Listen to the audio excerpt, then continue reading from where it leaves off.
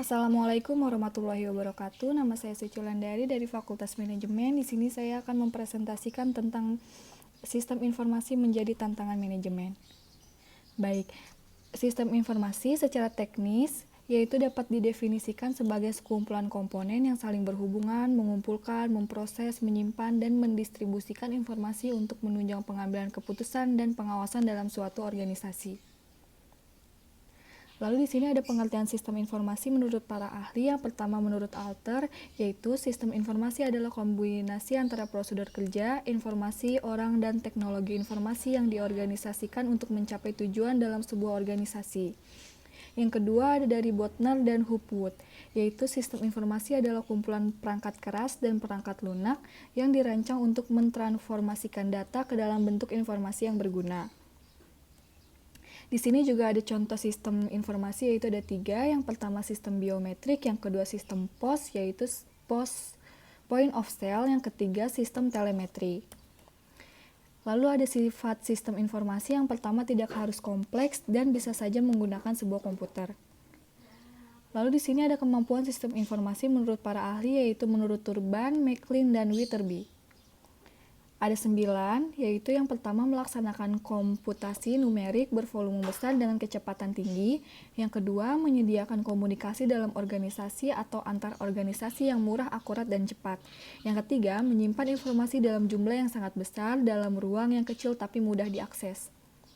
Yang keempat, memungkinkan pengaksesan informasi yang sangat banyak di seluruh dunia dengan cepat dan murah. Yang kelima, meningkatkan efektivitas dan efisiensi orang-orang yang bekerja dalam kelompok dalam suatu tempat pada beberapa lokasi. Yang keenam, menyajikan informasi dengan jelas dan mengunggah pikiran manusia. Yang ketujuh, mengotomatiskan proses-proses bisnis yang semi-otomatis dan tugas-tugas yang dikerjakan secara manual. Yang ke-8, mempercepat pengetikan dan penyuntingan. Yang ke-9, melaksanakan hal-hal di atas jauh lebih murah daripada kalau dikerjakan secara manual peranan sistem in.